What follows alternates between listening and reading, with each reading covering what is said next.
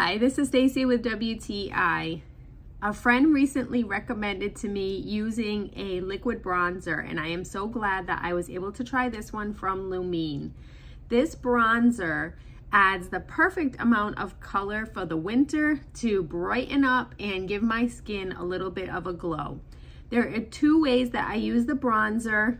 I add it to my brush and do it after my makeup, so you can see it adds just the right amount of color on the contoured areas that I want it to.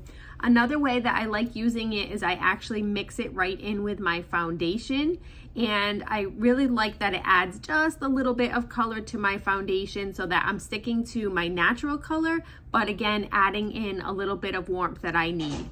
This is also skincare infused, so it is good for your skin as well. And I've been able to see that it adds some moisture in and the right amount of color that I want for my skin.